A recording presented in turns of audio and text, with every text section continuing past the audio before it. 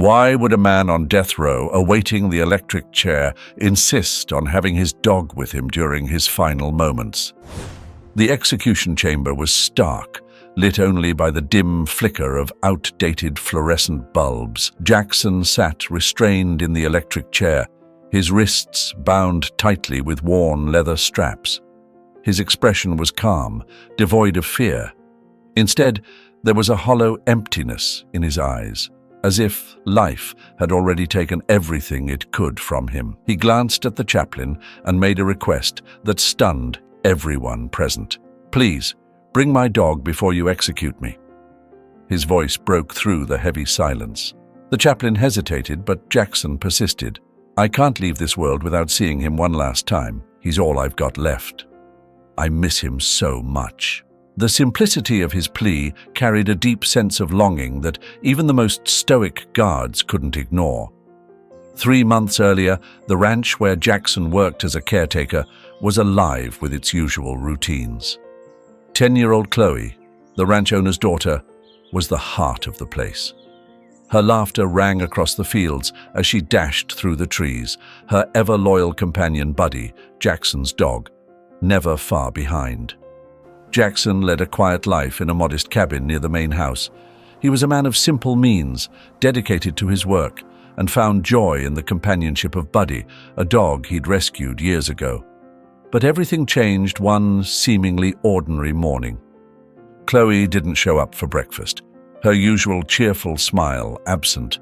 She was nowhere to be found. Panic consumed the ranch. The owner, Mr. Jameson, called the authorities, and a desperate search ensued. Jackson joined in, combing the fields with Buddy, shouting Khloe's name. Knowing every inch of the property, he offered his help, but suspicion had already begun to brew among the workers and police. Jackson was an outsider, a solitary man, and that, for many, was reason enough to doubt him. 2 days later, the investigation took a dark turn.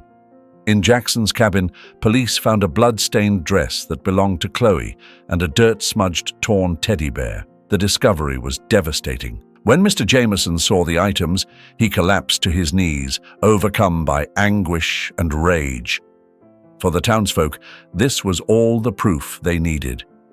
The narrative spread like wildfire. The reclusive caretaker had kidnapped and killed the young girl. Though Khloe's body was never found, the evidence was damning enough for people to believe the worst. Jackson, stunned, vehemently denied any involvement in Khloe's disappearance. "This is a mistake. I would never hurt her," he shouted as officers dragged him away. But who would believe the word of a poor, solitary man when faced with such incriminating evidence? As the police car sped off, Buddy barked frantically, chasing after it until an officer restrained him. The dog's desperate howls echoed down the dirt road as Jackson disappeared into the distance. It was as if Buddy knew something was terribly wrong, but was powerless to stop it. The ranch was transformed by Khloe's absence. Once vibrant, it now felt heavy with sorrow. Mr. Jameson and his wife, Mrs. Lucy, withdrew into themselves, consumed by their grief. Meanwhile, Buddy wandered aimlessly across the property, sniffing the ground and circling Jackson's cabin as if searching for answers no one else could see. In prison, Jackson clung to memories of Buddy. The dog wasn't just a pet, he was family. "He was always there for me. Always," Jackson would tell the guards, his voice tinged with a mix of sorrow and determination. "I'm innocent. I've always respected my employers, and Khloe too." As the trial date approached, Jackson's longing for Buddy eclipsed even his fear of death. In the crowded courtroom, the tension was palpable. Mrs. Lucy sat cloaked in black, her grief etched into every feature. Beside her, Mr. Jameson sat rigid, his clenched fists resting on his lap, his face a mask of restrained fury. The room fell silent as Mrs. Lucy's voice cut through, a raw mixture of pain and anger. "Where is she? Where is my daughter?" she cried, her trembling hand pointing at Jackson. She rose suddenly, but Mr. Jameson pulled her back to her seat, his own emotions threatening to boil over. His voice, though measured, was laced with venom when he finally spoke. "You're a monster, Jackson. I trusted you, and now my daughter is gone." Jackson remained resolute, his gaze steady. Yet inside, he carried a weight far heavier than the accusations, a desperate yearning for the one creature who had never doubted him. Jackson, seated at the defendant's table, looked like a man completely undone. His gaze was fixed on the floor, lacking the strength to face the scornful states surrounding him. His defense attorney, a young and clearly inexperienced man, struggled to hold back the tide of accusations. "Mr. Jackson," the prosecutor began with a tone laced with contempt, "you lived alone on the ranch. No family, no witnesses. Every piece of evidence points directly at you. Clothes, toys, blood, and no explanations. What do you have to say for yourself?" "I didn't do anything," Jackson murmured, his voice hoarse and barely audible. "I would never hurt Khloe. She was like a daughter to me." But the courtroom wasn't interested in his words. The whispers from the crowd erupted into derisive laughter. Jameson, Khloe's father, stood abruptly, ignoring the judge's attempts to maintain order. "Stop lying. Tell us where the body is. Say it now, you bastard." Jackson looked at Jameson, tears welling in his eyes. "I don't know," he said, his voice trembling. "I swear on everything holy, I don't know what happened to her." The trial moved swiftly and mercilessly. The community demanded justice, and they demanded it now. To the jury, the evidence was damning. Khloe's dress, her stuffed bear, the blood. Even without a body, their decision was unanimous. Jackson was sentenced to death by electric chair. The verdict was met with applause, each clap feeling like a blow against the broken caretaker. From his seat, Jameson tightly embraced his wife, Lucy, but his eyes remained locked on Jackson. He wanted more than justice. He wanted vengeance. "May God have mercy on your soul," the judge declared, slamming the gavel. Jackson was escorted out of the courtroom in handcuffs, but not before glancing at the crowd. Among the faces filled with hatred, he searched for one of compassion or even doubt. He found none. Jackson didn't know it then, but back on the ranch, his loyal dog, Scout, wandered aimlessly, lost and alone. In Jackson's absence, the ranch seemed to have lost its spirit. Scout roamed the fields, sniffing the air and the places where he used to see Khloe and Jackson. He appeared confused, as if expecting his owner to return at any moment. For days, Scout lingered near Jackson's small cabin, refusing to stray too far, as if waiting for him. The ranch workers, preoccupied with their own troubles, largely ignored the dog. Only one of them, an elderly man named Silas, occasionally left scraps of food for Scout. But it wasn't enough. Thin and with a dull coat, Scout began scavenging for food, raiding chicken coops and trash bins. His struggle mirrored the slow decay of the entire ranch. Without Khloe, the light of the estate, and with Jameson and Lucy consumed by their grief, the property began to wither.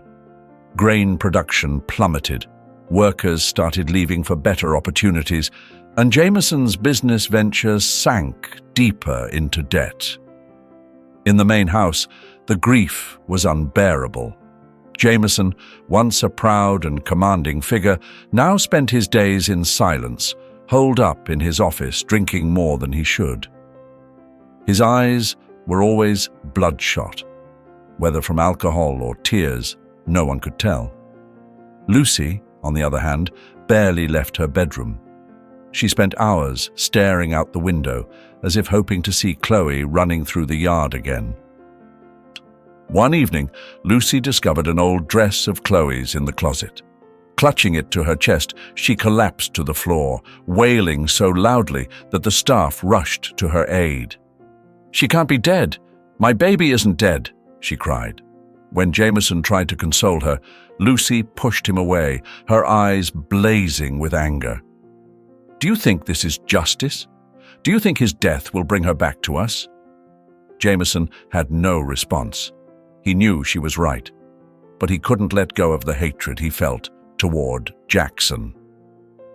To him, the caretaker had destroyed his family.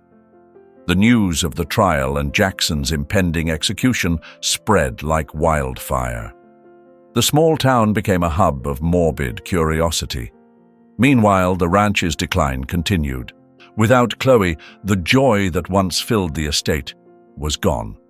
The workers, sensing the instability, sought jobs elsewhere, leaving the ranch understaffed. Grain yields continued to drop, and Jameson's rival, a neighboring landowner, used the opportunity to buy up the parcels Jameson could no longer manage. Through it all, Scout wandered the grounds, tireless in his search for something no one else could see. Every now and then, Jackson would stop at a particular spot on the ranch, sniff the air, and let out a bark. But no one paid him any attention. To the staff, he was nothing more than a stray dog. Across town, in the frigid confines of a state prison cell, Jackson sat on death row. The only visitor he ever received was the chaplain, who came to offer comfort. But Jackson had no interest in consolation. He craved answers. "I'm not guilty," he whispered to himself. "Khloe, where are you?" His thoughts often drifted to Buddy, wondering if the dog was safe, if someone was caring for him. "He must be waiting for me," Jackson thought with a faint glimmer of hope. And it was true. Buddy was still waiting, as always. The silence in the cell was suffocating. Jackson sat in the darkest corner, knees pulled to his chest, eyes fixed on the cold concrete floor. Time had blurred. He couldn't recall how many days had passed since the judge condemned him to death. Only the scratched calendar on the wall marked the slow, painful march toward the electric chair. But the physical sounds, the clinking of keys, the echo of guard boots along the iron-barred corridors, weren't what tormented Jackson the most. It was his own mind, heavy with unanswered questions. Who did this? Who could be so cruel? The evidence was damning. Khloe's blood-stained clothes and her teddy bear found in his cabin. He couldn't explain how they got there. "I must have been careless. Someone came in and I didn't notice," he told himself, replaying the details endlessly. Faces blurred, memories jumbled. Who would harm a child? And why frame me? The questions echoed in an endless loop. Memories of Khloe brought an ache to his chest. He pictured her running through the fields with Buddy, her laughter ringing out, the pure joy in her face. She was like a daughter to him, a light in his world. "I'd never hurt her," he muttered under his breath, his voice trembling. But the walls of his cell gave no comfort, only silence. Jackson often wept, clutching his chest as if trying to hold in the pain threatening to tear him apart. The loneliness was unbearable. He felt like a ghost, a man already dead, though his body refused to give up. Meanwhile, the ranch, once his sanctuary, was falling into neglect. Buddy, now entirely alone, wandered the grounds aimlessly, sniffing the earth as if searching for a familiar scent. At night, he returned to Jackson's cabin, curling up on the old wooden bed where his owner used to rest. He whimpered softly, his sorrow palpable. The ranch workers began noticing the dog's peculiar behavior. "Seems like he misses the caretaker," one of them, Silas, remarked as he left scraps of food for the loyal animal. But Buddy hardly touched his meals. Most of his days were spent by the bed or pacing the yard, waiting for something, or someone that never came. Back in his cell, Jackson continued marking the days on his wall calendar. Each tally felt like an eternity, yet it brought him closer to the inevitable.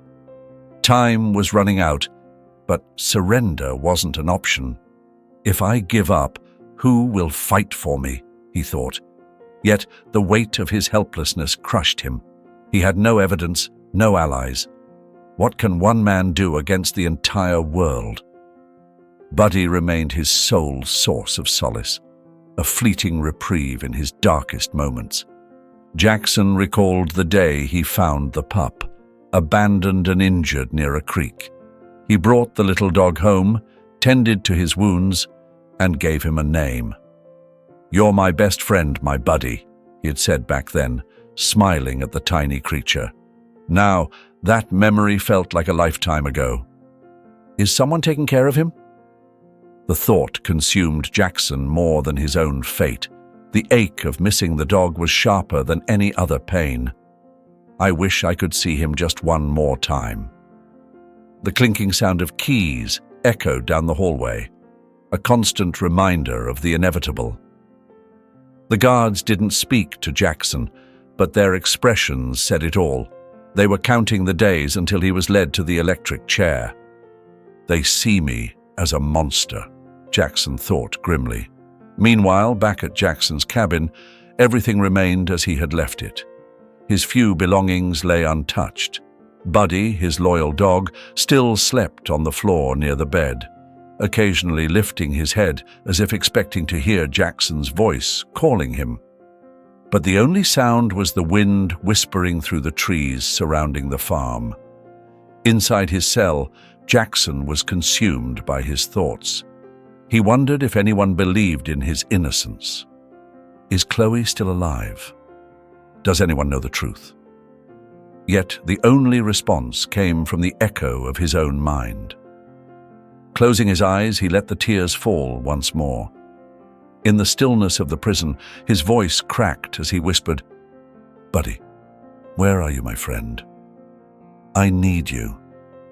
The day that once felt so distant had finally arrived. The prison was unusually quiet, as though the very walls carried the weight of what was to come. Guards walked the corridors with steady steps, but none dared to glance toward Jackson's cell. No one wanted to meet the eyes of a man who in just hours would be strapped into the electric chair. Jackson sat in a corner of his cell, his hands clasped over his knees, staring into nothingness. Time was running out, but something deep inside him whispered that it wasn't over. Closing his eyes, he imagined Buddy bounding across the fields, barking joyfully. A single tear slid down his cheek. When the guards arrived to escort him, Jackson stood with effort. His knees trembled, not from fear, but from the overwhelming emotional burden. As he shuffled through the corridors, other inmates watched in silence. Some tapped their bars lightly in respect, while others avoided his gaze entirely. At the end of the main hallway, the prison chaplain stood waiting. "Are you ready, my son?" he asked softly.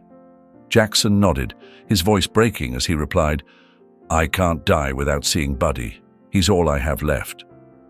The chaplain tried to offer words of comfort, but Jackson interrupted, pleading, "Please, ask them to bring my dog. I just want to say goodbye. That's all I ask." His voice cracked as he broke down, sobbing with the raw anguish of months of suppressed despair. The guards exchanged uncertain looks. None of them knew how to handle such a request. Asking for a dog in a moment like this was unprecedented. The chaplain stepped in. "Perhaps we should grant his wish. It's his last request. How can we deny this to a man at the edge of his life?" After a tense pause, the prison warden, a strict man with little patience, reluctantly agreed. "Find the dog. Postpone the execution until it's here." The news spread quickly through the prison. Shock rippled through the inmates and staff alike. Even the most hardened criminals felt a lump in their throats. There was something profoundly human about Jackson's final wish. Hours later, a car pulled up to the prison gates. Inside was Buddy, thinner than before and with dust matted into his fur, but his eyes still sparkled with unwavering loyalty. As soon as the car door opened, he bolted free, straining against the leash held by a guard. He sniffed the air, as if instinctively knowing where he needed to be. When Buddy entered the execution chamber, the atmosphere shifted entirely.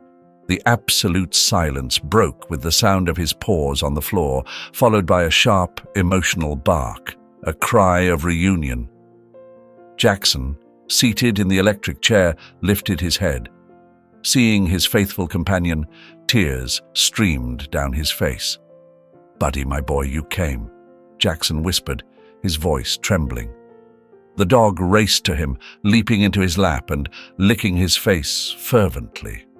His whimpers like quiet sobs that echoed through the room. Jackson stroked Buddy's head, a bittersweet laugh escaping him through his tears. "You've always been there for me, haven't you? Always. I knew you'd come." The guards, the chaplain, even the warden were visibly moved. Some turned away, hiding their tears. The bond between Jackson and Buddy was so pure, so deeply human, that no one in the room could remain unaffected. "I don't have anyone else, Buddy," Jackson murmured. "Just you." "Khloe, you always believed in me, didn't you?" Jackson whispered, as the dog licked his hands. In that moment, it felt like every hardship he'd endured had melted away. Jackson wasn't just a condemned man anymore, and Buddy wasn't just a dog. They were two souls, bound together by unshakable loyalty. Suddenly, Buddy began moving his mouth as if chewing on something. Jackson noticed and teased. "What have you got there, huh, Buddy? A surprise for me?" The dog lowered his head and dropped two small items onto the cold floor. Silence enveloped the room. Jackson, hands trembling, picked them up. The first was a small tooth, fresh and intact. "I know what this is," he murmured. "It's Khloe's tooth." The second item was a partially bitten fruit, one Jackson immediately recognized. It was a fruit that only grew at the neighboring estate, owned by Rodrigo, Jameson's rival. Jackson's eyes darted from the chaplain to the guards. "This proves it," he said with conviction. "Khloe is alive. She was at Rodrigo's estate. Buddy found this." His voice trembled with a mix of emotion and newfound determination that hadn't been seen in him before. The guards exchanged glances with the warden, who appeared as stunned as anyone. Holding the tooth and the fruit, the chaplain declared, "This needs to be investigated. If there's even a chance Khloe is alive, we can't ignore it." The warden hesitated, but the weight of the revelation was undeniable. "Halt the execution immediately," he commanded. As the guards rushed to relay the order, Jackson clung to Buddy, tears streaming down his face. "You knew all along, didn't you, my friend? You knew the truth was out there." The dog whimpered softly, resting his head on Jackson's chest. In that moment, the injustice of it all seemed bearable, thanks to Buddy's unwavering loyalty, which gave Jackson something he hadn't felt in months: hope. Jackson was pulled from the electric chair, his hands shaking, but his eyes filled with tears of relief. As the guards escorted him back to his cell, he held Buddy as if letting go would shatter everything. Sensing the shift in the air, the dog wagged his tail vigorously, letting out excited little barks. To everyone's surprise, the usually stern warden made an unexpected decision. "Let him keep the dog tonight," he said gruffly. "It's the least we can do." Back in his cell, Jackson sank to his knees, and Buddy jumped into his lap, covering his face with sloppy licks.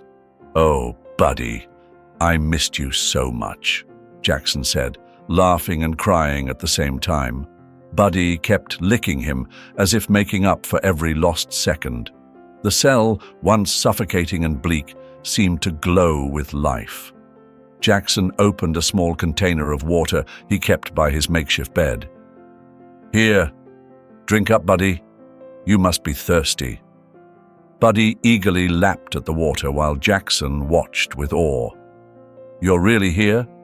This is real. I'm not alone anymore." After drinking, Buddy began exploring the tiny space, sniffing every corner as if to understand the world where his owner had been confined for so long. "Not much to see here, boy, but make yourself at home," Jackson said with a soft smile. For a fleeting moment, the crushing weight of his sentence seemed to vanish. Grabbing a scrap of fabric he used as a pillow, Jackson started playing tug-of-war with Buddy. The dog gently bit down on the fabric, wagging his tail and barking with joy. Jackson laughed, a sound that hadn't escaped his lips in months. "You really are my hero. You know that? You never gave up on me," Jackson whispered, stroking Buddy's head. The guards walking past the cell cast discreet glances at the scene. Some smiled, others shook their heads, trying to grasp how something so simple could be so profound. Jackson leaned against the wall, Buddy curled up beside him. "Do you remember when I found you, little guy?" he asked, his voice filled with warmth. Jackson sat quietly, his fingers lightly tracing the soft fur of Buddy, the dog who had once been nothing but skin and bones when Jackson found him. Now, here he was, strong, healthy, and a hero. He was so lost, barely hanging on. And look at you now, saving my life. "Who would have thought, huh?" Jackson said, his voice cracking slightly. Buddy let out a soft whimper and rested his head on Jackson's chest. "You know I'd do anything for you, right?" Jackson continued, his tone heavy with emotion. "You're not just a dog, you're family." The two stayed like that for a moment, savoring the quiet connection. For Jackson, nothing else mattered. Buddy was back, and that was everything. But their peace was shattered by the sound of footsteps echoing down the hallway. A guard stopped outside the cell, his expression serious as he called out, "Jackson, we need to talk." Jackson rose slowly, his hand still resting on Buddy's back. "What is it now?"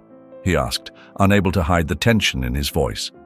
The guard hesitated, his posture uneasy. It was clear that he was about to deliver difficult news. "We need to take Buddy," he said, his words deliberate. "The warden approved him for the search for Khloe. That tooth and the fruit he brought back are our only leads. He might be the key to finding her." Jackson felt his chest tighten. He glanced at Buddy, who seemed to sense that something was wrong, and then back at the guard. "He just got here," Jackson said, his voice faltering as he cradled Buddy's muzzle in his hands. "We've barely had any time together." Tears welled up in Jackson's eyes as he looked into Buddy's steady gaze.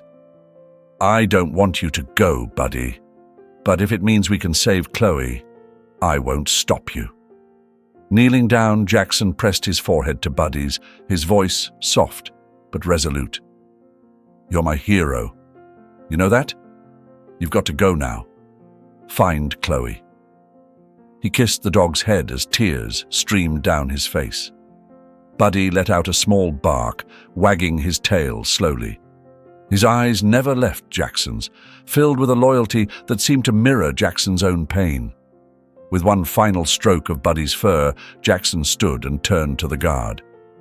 "Take care of him. He's all I've got." The guard nodded solemnly. "We'll do everything we can, Jackson." As the cell door creaked open, Buddy hesitated, looking back at Jackson for just a moment before reluctantly following the guard.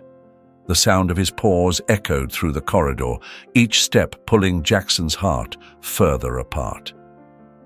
"Go, my friend," Jackson called after him, his voice breaking. "Show them what I already know. You're amazing." Those were Jackson's last words before Buddy disappeared around the corner. The silence that followed was unbearable, but this time it carried a flicker of hope. Sitting back against the cold wall of his cell, Jackson whispered, "I love you, Buddy." Tears continued to fall, but for the first time in what felt like forever, his eyes held something new: faith. Meanwhile, dawn was breaking as police vehicles pulled up to a sprawling estate owned by a man named Rodrigo, a neighbor of Jameson. The estate was vast, bordered by a sturdy wooden gate and a rusted fence. Leading the operation were the sheriff and the judge who had authorized the search warrant.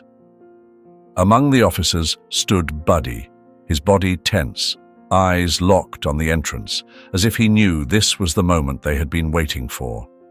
Behind the police, Jameson and his wife Lucy watched anxiously. Jameson, his face hardened with determination, held Lucy's arm tightly as she struggled to hold back tears. If she's here. If my Khloe is here, Lucy murmured, her voice trembling, repeating the words like a prayer. On the other side of the gate, Rodrigo appeared with hurried steps and a stern expression. "What's going on here? Why are you on my property?" His voice was deep, but there was a slight tremor that didn't escape the sheriff's notice. "We have a warrant to search for a missing girl," the sheriff replied, holding up the document. "Open the gate." Rodrigo hesitated. "This is ridiculous. There's nothing to find here. You're wasting your time." He tried to argue, but the authority of the warrant left no room for negotiation. Reluctantly, and under protest, he unlocked the gate and the group moved forward. As soon as they crossed onto the property, Buddy, the search dog, seemed to be overtaken by an unseen force. He sniffed the air, took a few uncertain steps, and then bolted, nearly pulling the officer holding his leash off balance. "Let him lead," the sheriff instructed. "He knows what he's doing." Buddy ran as though he was intimately familiar with the grounds, cutting across an open field, skirting past the orchards, and heading straight into the vineyard. The rows of tall vines created a natural maze, but the dog was unwavering in his path. Rodrigo followed behind, visibly uneasy. "You're trespassing, there's nothing here," he repeated, but his words no longer carried weight. Buddy suddenly stopped in the middle of the vineyard, his nose to the ground, barking at a specific spot. The sheriff and the officers caught up as Rodrigo tried once more to object. "This is nothing but dirt and weeds. You're letting a dog mislead you." But as the officers approached, something caught their attention. The ground in that area was covered with an unnatural layer of dry leaves and branches, as if someone had tried to conceal something. Buddy began digging furiously on one side of the mound. That's when one of the officers noticed the difference in the terrain. "This isn't natural," he said, pointing at the uneven ground. Removing the leaves and branches revealed a wooden structure with a rusty lever, a hidden door leading underground. An eerie silence fell over the group, broken only by Buddy's barking as he pulled at the sheriff, urging him toward the entrance. The door creaked open with difficulty, exposing a narrow staircase descending into a dark, damp space. "Flashlights on," the sheriff ordered. The officers descended first, followed closely by Lucy and Jameson, who insisted on joining the search. Rodrigo tried to stop them, but was restrained by two deputies. As they moved deeper, the air grew thick with the smell of mold, and the dim light created an oppressive atmosphere. From the far end of the bunker, they heard a faint sound, like a muffled sob.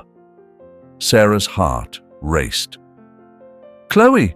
Khloe!" she called out, her voice trembling. There was no answer.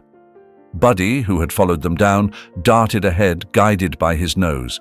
He stopped in front of a small metal door, scratching and barking with intensity. When the officers managed to pry it open, the sight inside was heartbreaking.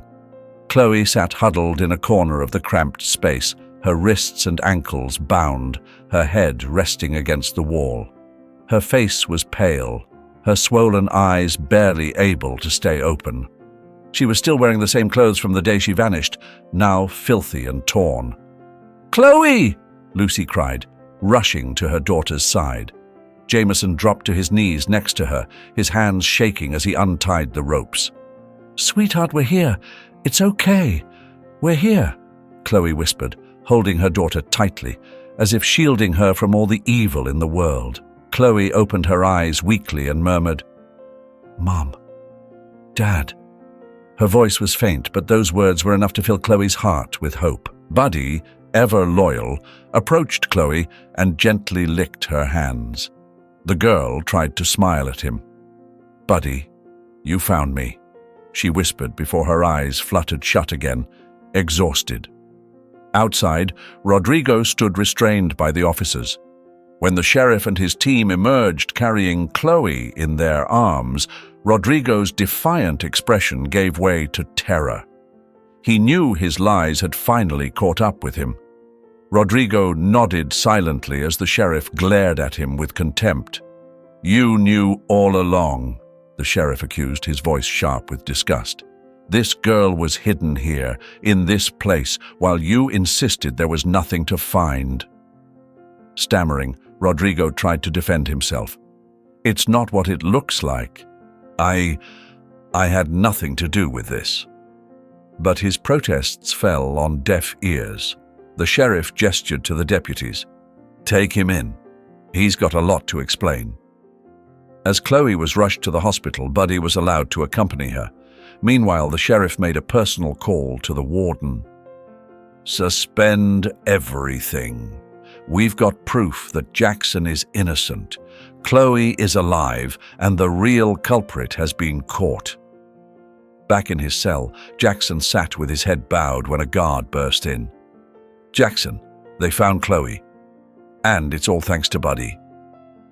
Jackson buried his face in his hands, tears streaming freely. "I knew he was special. I knew he wouldn't let me down." The day Jackson had never dared to dream of had finally arrived. After months of isolation, anguish, and doubt, he was free. At the prison gate, the heavy iron doors creaked open, revealing a bright, cloudless sky. Waiting outside was Buddy, tail wagging enthusiastically, his eyes sparkling as if he understood everything had finally been set right. As Jackson stepped across the threshold, Buddy bounded toward him, barking and leaping into his arms. Jackson whispered to the dog as he held him tightly, tears streaming down his face. Their bond, already unbreakable, now felt even stronger. Meanwhile, the town was abuzz with news about Rodrigo, the wealthy neighbor. He had been arrested and quickly brought to trial, where he confessed to the crime in exchange for a reduced sentence. His motives were laid bare, pure selfishness. "I wanted to ruin Jameson's ranch and become the biggest landowner in the region," Rodrigo admitted coldly. "Without Khloe, Jameson and Lucy wouldn't have the strength to keep their business going. I wanted to watch their property crumble while mine thrived." Rodrigo's punishment was severe: 50 years in prison for kidnapping, attempted murder, and fabricating evidence. Once a respected landowner, he was now despised as a monster. Khloe, after being found, spent weeks in the hospital. Frail and malnourished, her recovery was slow but surrounded by love. Lucy stayed by her side every moment, while Jameson, typically stoic, broke down in tears when he saw Khloe smile again. With time, Khloe regained her cheerful and sweet nature. "Mum, Dad, I knew you'd come for me, and Buddy helped us," she said one evening as Lucy tucked her into bed. Buddy, ever loyal, became Khloe's constant companion during her recovery. He slept beside her bed and barked whenever he sensed she needed something. Jameson and Lucy knew they owed Jackson a debt they could never repay. On the day of his release, they visited him at the modest home where he was temporarily staying. When they arrived, they found Jackson brushing Buddy's coat with great care. Jameson spoke first. "Jackson, I don't even know where to begin.